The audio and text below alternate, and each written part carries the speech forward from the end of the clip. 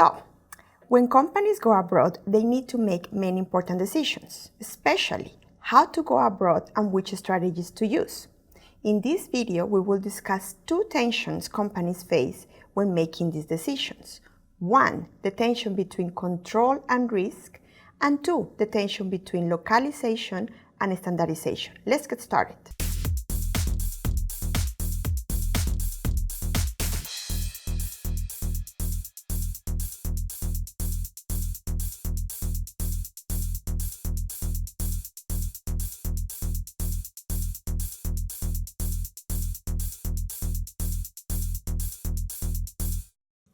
The first tension that companies face when they are making decisions when they go abroad is the tension between control and risk. The decision on which market entry strategy to select implies a trade-off between control and risk. Direct involvement gives the firm more control over what happens in that country, but it also increases risk if the operation is not successful. Exporting involves the least risk. The company is able to maintain control over design and production decisions in the domestic market, but it does not have much control in the international operations. This is why exporting represents the least amount of commitment, control, and risk. The next level of commitment is a contractual agreement, such as licensing or franchising. In this level, a firm contracts with another company in the foreign market to conduct some or all of its business there. For instance, in India, Dunkin' Donuts entered the Indian markets through franchising with local partners.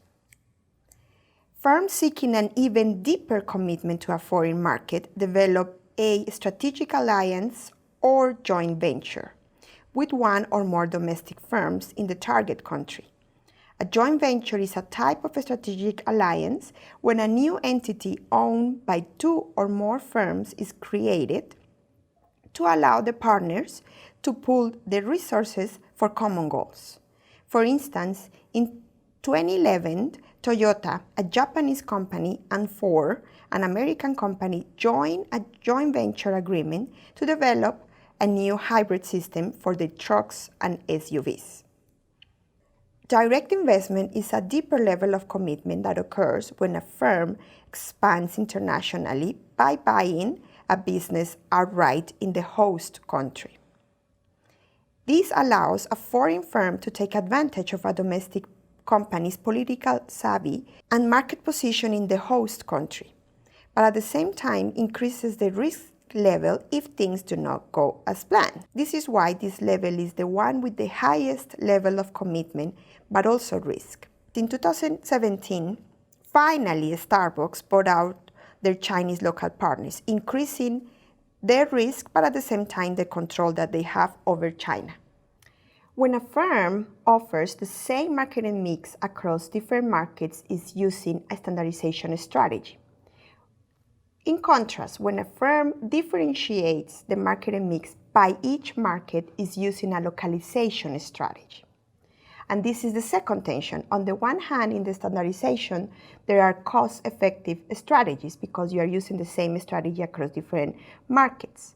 But on the other hand, in the localization strategy, you are using specific strategies to adapt to the specific culture, but that could increase costs.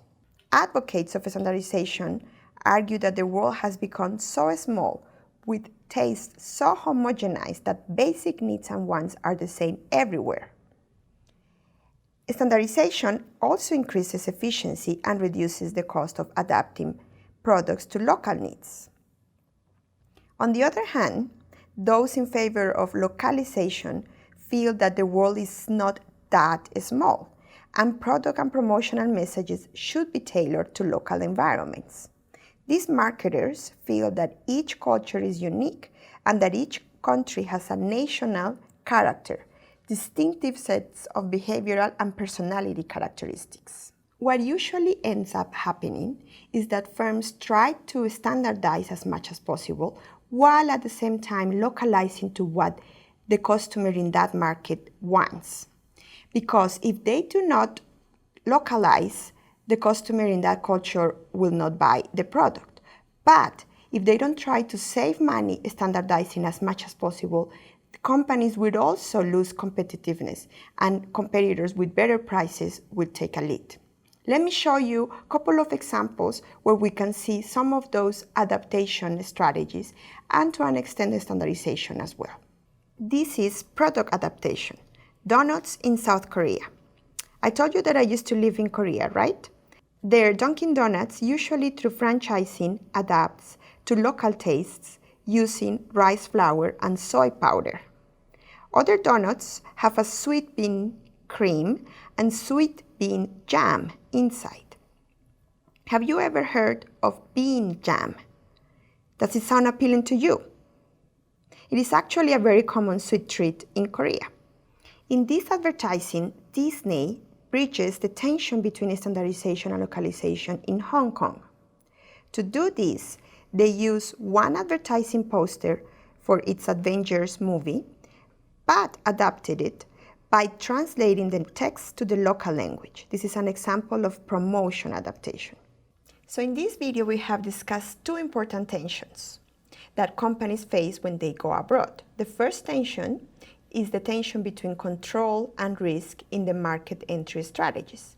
The second tension is the tension between localization and standardization in the marketing strategies. So I hope that this discussion has piqued your interest in international marketing and international businesses. Thank you for watching.